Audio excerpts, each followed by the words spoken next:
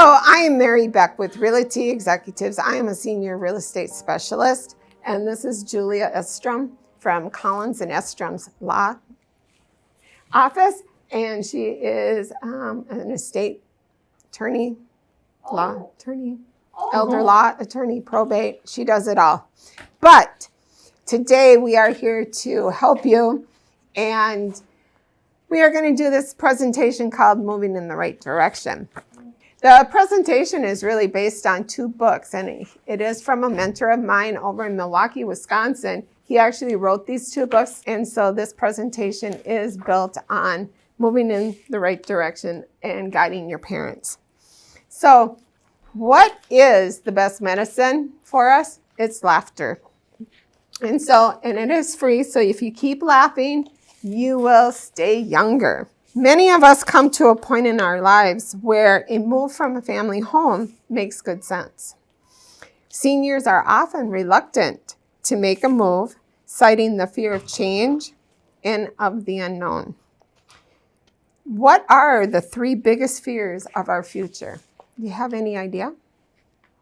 Well, one thing everybody fears, of course, is death, and we don't, that's Death? the final fear of life.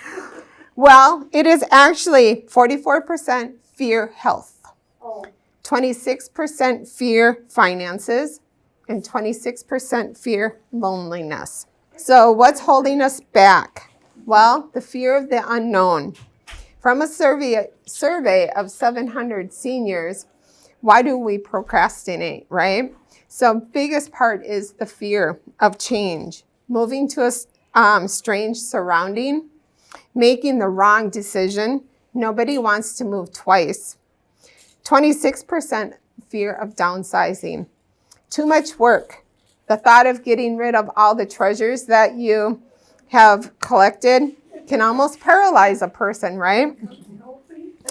24% fear of emotional fear. Too many choices to choose from. Senior housing, which is a good thing, but also very confusing. Many of us are afraid that we can't afford to make a move. What is the number one reason when we decide it is time to move? Any idea? It is your health. And number two is we can no longer maintain our home. So we don't want to do the limbo. So how do we overcome our procrastination? Well, first, we want to gather our information about senior housing. Know your personal assets. Start the downsizing process now. Even if you're looking to move in a while, you will benefit by doing it now and getting rid of all your treasures. Assess your future needs. Be realistic about your health. Can you walk up and down stairs? Do you need a one-level unit? Will you need transportation? That's another big one. I like this quote. A year from now, you may wish you started today. So our children really do want the best for us. So let's gather the family together, discuss the concerns of everyone. Make sure you get you, your spouse, your significants, your children all together and discuss. Are we selling the house? Who's going to maintain the house? Are the children too far away, or are they just too busy to help you? Talk to professionals who can help you through the process. There are senior planners, elder law attorneys, senior real estate specialists. Everyone can help you. Start making phone calls, going to visit facilities, and don't forget, there are other senior homes for you, not just communities. How about one-level townhomes, condos? There's 55 plus complexes, senior apartments, retirement communities, facilities for continuing care, life care, and assisted living. I'd like to tell you about a friend of mine. Her name was Marge. And I knew her for years. I was actually her husband's secretary when I worked at Lakes Gas Company. And so he had passed away, and she lived here, and all her children lived out of state. So every time she needed something done, she had to hire it to be done. She had her snow plowing and her lawn care and all that being taken care of. But all those little things, a light breaks or whatever, she would have to call somebody to have that fixed. And when the kids came, they didn't want to do the mom's to-do list. They wanted to go out and have fun and visit with her. So finally, Marge had me come over and we assessed her house, and we started looking for one-level townhomes. She was really funny though, because she'd always go in the bathtub and make sure, because she was a big bath person, and she made sure that the bathtub was the right size. And so after about 3 years of looking at different homes and stuff, she decided that she really needed to move back to her hometown over in Wisconsin, where she felt more familiar and where she had more family over there. So I sold her house and she moved to Wisconsin. So what is the state of the market? Well, right now we are still in a seller's market, and nationwide, the median sale price is still $350,000, but the average day on market is 85 days. And so that's basically from the time it goes on the market to closing. So a few years ago, it was like only 30 days. So the market is definitely changing. And the supply of inventory we are down to 2 months of supply, which actually has increased over the last few years.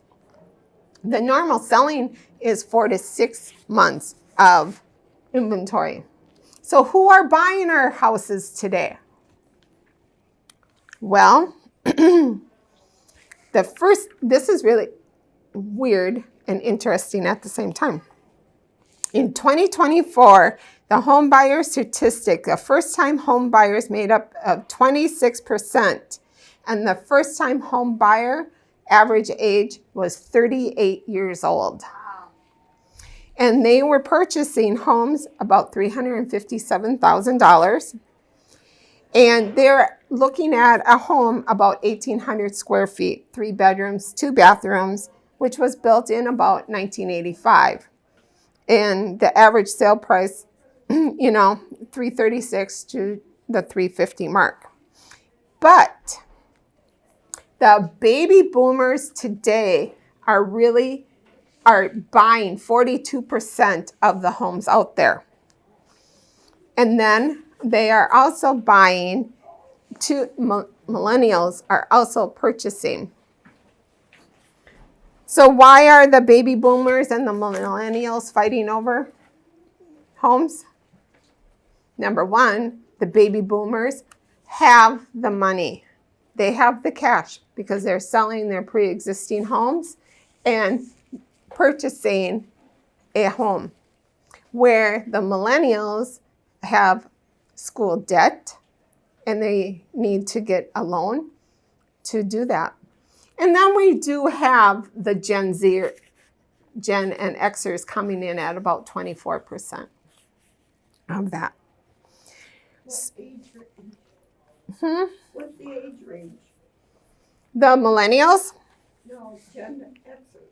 they are under 27. But the baby boomers, They're right now, well, that's 1964 up to the silent generation, which I forget what age they go to. Silent generation is like 80 plus. wow. Yeah. So Like, who'd want to buy a house at 84? I'll tell you what, this is great. My oldest client I ever had was 92 years old. Oh, She built the house. I sold it. She knew exactly where she wanted to live. She wanted to live on a 1 level She wanted to live on this certain street. And I knew her daughter lived in that same development, but I didn't know exactly where. So one day I called her up and I said, guess what? There's a townhouse for sale on the street that you want to live on. Run over there, show it to her. And her daughter lives on the other side of the adjoining wall. So it was the best scenario for it. She is still there. She is still there all by herself. She, let's see, that was 92. She must be about 97 now. Yep, and she's going strong. So 3 ways of selling. There is your as is, which is very viable. You will see a lot of that happening right now because there are more foreclosures coming back on the market. There are a lot of homes that older people have had and they just want to sell as is, which is fine. But to get you the most money for your home, we do want to at least try to get an estimate of what those fixes are. So, and if you're not able to fix them, there are companies out there that will fix for you and get paid at closing too. Versus selling for cash for these investors, you hear on the radio, I'll buy your home, you just move. Well, those people are only going to give you about 40 cents on the dollar versus putting it on the open market. So being upfront and honest in representing the condition of your home will help you sell your home at a right price in a timely manner and to satisfied buyers. Presenting your home, clean up the clutter. You want buyers to focus on your home, not on your belongings. Keep the home as clean as possible at all times. You just never know when someone's going to ask to come and see your home. Create a welcoming mood in your home. Consider getting rid of furniture that is worn or is no longer needed in a room. One thing I want to touch on is getting rid of your personal belongings. A few years ago, I showed a home. It was a split entry. Walked in with this family, and all the way up the staircase was the family's pictures. We walk in, and they go, oh my gosh, I didn't know she was married to him, and they have all these kids. Totally lost the reason why we were there looking at the home. We didn't buy that house either. So remember, the exterior is just as important as the inside. Keeping your shrubs pruned and your lawn mowed, pull the weeds. An attractive yard indicates a well-maintained home. Compare your homes to the others in the neighborhood. Do you have faded paint? Consider giving it a fresh coat. Window boxes, flower pots, and planters add beauty and style to the entrance of the patio or patio. Vinyl shutters will add more dimensions to the exterior windows and keep those windows crystal clear. It also gives a sense of cleanness. Downsizing after living in a home for decades can be a huge task. Before you start, take an honest look at yourself. Is your health up to it? Do you have the energy to complete those tasks? Don't be afraid to ask for help from family and friends. Several professional services are available every step of the move, and they are all in the gym right now that can help you. Make a list of those things you want to keep, give away, sell, or throw away. Here's a tip for you. Colored Post-it notes. Get different colors and designate each one for keeping, selling, giving away, and throwing. Go around your house and start putting Post-it notes on everything. And I've had a few families that have done this and they come back and they go, that was the easiest thing to do, because then when your helpers come, you tell them what color represents what and they know what to do. When deciding what to get rid of, look at the item and ask yourself, does it bring you joy? Now, what happens if you have an item and it's too big for where you're going, but yet you want to keep it, but it's too big? The simple answer to this is take a picture of it. Then you still have the memory of why you have that item, and you'll have your picture forever. Start downsizing early. A friend of mine did this a few years ago. She did a drawer a day. Took her a couple of years, but she cleaned it out. One of the biggest things is in the kitchen. How many spatulas do you really need, right? That was my question. My husband would always say. So you can't do this all by yourself. And so that's why I bring my friend Julia with me, and she can help you in telling you how to get started with the good stuff. Yeah, so if you're thinking about selling your property, the first thing you should do is check your deed. How things are titled is how they'll pass. And so if we have a deed, let's say me and my husband have a house and I want to sell it and he died. If the magic words are joint tenants, so if joint tenancy isn't there, then I don't own my house 100%. So you can stop and ask me questions too. But the way it works in Minnesota, we have two types. We have joint tenancy and tenants in common. So my piece of real estate said Luke and Julia Estrom, joint tenants. He died. I get the house simply because he died. I can put it up on the market and I can sell it. If it does not say joint tenants on it, then it's automatically tenants in common, which means that I own one half and he owns one half. If he dies, I do not automatically get his one half. The way it works is if we have kids, I get a life estate interest in his one half, and our kids get the remainder interest, regardless of how old they are. And so I had this case happen where we had mom and dad. They had lived in their house for 40 years. The house was never titled in mom's name, and dad died. Mom decided she wanted to downsize. She wanted to live in a smaller space. Her kids no longer were available to help out. She put the house up on the market. When the title commitment came, found out she doesn't own the property. She only had a life estate interest, which means that when her husband passed, she only gets the life interest and their 4 kids get the remainder. Now, husband had died about 20 years prior, and a lot of their kids had also passed. By law, their kids' inherited.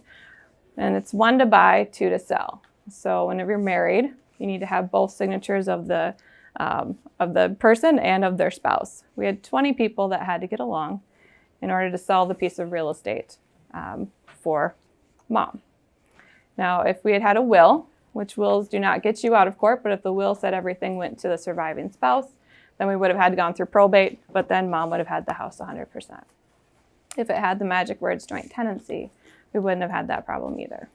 So, all right. Other things to think about, power of attorney documents. And so power of attorney is effective the moment that you sign the document and you are selecting someone in addition to you to make decisions for you financially. And so as soon as you turn 18 in Minnesota, no one is entitled to make those financial decisions on your behalf without a power of attorney or a court order. And so power of attorney, we set these up prior to something happening. So if you were to become incapacitated, the power of attorney document can remain in effect, and the persons that you've selected would be able to step into your shoes and transfer real estate based on your needs. So power of attorney documents die with you though. So as soon as you die, that document is no longer active. And that's where wills, joint tenancy, that type of thing come into play. Trusts are things that we do to help plan for incapacity. So if you become incapacitated, any asset that's in a trust, like real estate, the trustee has the authority to manage on your behalf. And then when you pass, it does avoid the court process. And so anything that's in the trust is non-probate, not court. And so probate is court, and wills are what we do when we want to go to court. and trusts are what we do, and we want to get out of that. And so, and like I said, wills are a list of instruction to the court. So if something were to happen in the middle of you transferring property or things like that, and you don't have a joint tenants or a joint owner on it, then the will can be presented to the court. Someone can step into your shoes and then transfer property in accordance with your wishes. And so, any questions? That's a lot of information. You guys are the quietest group we've ever had. So, in fact, I'm just going to jump in here for a minute. Earlier this year, I went out and met with a couple, and he had owned that condo for 52 years by himself. And they decided that they were finally going to move into a senior community. And they were married for 37 years out of those 52 years of owning that.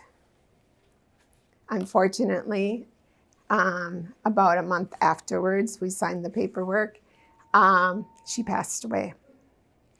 Now, because she is not in title and never was put on title, she still owns that marital interest. So he has to probate his property that he's had for 52 years. So Is probate a terrible thing? probate is a long process. But And it can be necessary. it can be necessary in that case, right? It wasn't joint tenants. There wasn't anything showing that she transferred her marital interest over to him. It usually takes about a year and a half to complete. And so it takes typically about 2 to 3 months to get someone appointed as personal representative. So there's a lot of things that have to go to the judge. The judge needs to sign off on that. There's court filing fees, there's public notices. So public notice has to run in the paper for a minimum of 2 weeks. And then that is a notice saying that any creditor out there has an opportunity to make a claim against the estate. And then the estate has to be open for 4 months from that date in order for creditors to come forward. And then we can start looking at closing it. And so, like I said, typically it's an expensive process. And so What are you talking, 10,000 or 100,000? yeah, somewhere between 7 to 10, depending on what's going on. So one piece of real estate, couple kids, they all get along. You're $7,000 to $8,000, right? That's the key. They get along. that's the key. Yes. Yeah, go ahead. Question, I'm a widow and I have 2 children. Would you recommend a will or a trust? It depends on if you want to go through the court system or not. So wills are what you do when you want to go through the court system, and a trust is what you do when you want to get out of the court system. And Well, so the cost up front is a little bit more to get a trust versus a will. It And is. that's kind of where I'm wondering, the cost up front, is it worth it? Because I think it's probably, I don't know, a couple $1,000 difference. it can be a couple $1,000 difference, but the trusts are typically cheaper than a whole on probate. So, That's what I wondered. yeah. So when you're talking about It's a lot trusts, you're maybe easier. talking, $2,000 to $3,000 generally, but then you're talking about $7,000 to $8,000 on the back end. So, but if you're not going to transfer items into your trust, like your house, there's kind of no point to do it because it's going to have to go through probate anyway. So it's each individual person's decision, but trusts are what we do when we want to get out of that court situation. Anybody else have any questions for Julia? No? And timing is really the whole thing. And so when I get a phone call, I always say, let's make a plan. Let's set a target date to either, where are you going to go? Are you able to move before selling your house? Or let's just sit down and talk and make a plan. And that's the biggest thing, is making your plan. And I am here to help anybody find out what their home is worth, helping you make your plan. I have lots of connections of people to help if you don't have that, capability and stuff. So that's the big thing. So once again, timing is everything. You cannot escape the responsibilities of tomorrow by avoiding it today. In summary, stay connected to the people you enjoy. Don't let isolation keep you from enjoying your golden years. Keep as active as possible mentally and physically. Activities improve your health and prevent depression. Seniors pose wisdom and experience worth sharing. Pass on your knowledge and memories to others around you. And when they say staying active, my mentor actually sold a home to a gentleman, and he went into a senior community. When he moved in there for assisted living, he could not walk. He was wheelchair bound. He wasn't eating properly or anything like that. One day, Bruce was at the Y working out, and there was this gentleman that kept walking by him, and he'd smile and say hi. And he kept looking at him like, I wonder who that was. Well, guess who that was? That was Jim, the gentleman who could not walk. He got in, he got activities, he's got social life, and he was eating correctly. And he was up and running around like crazy. Well, thank you for coming. And if you have any questions, or if you want to know what the value of your house is or anything, please reach out to us. We'd be happy to help you.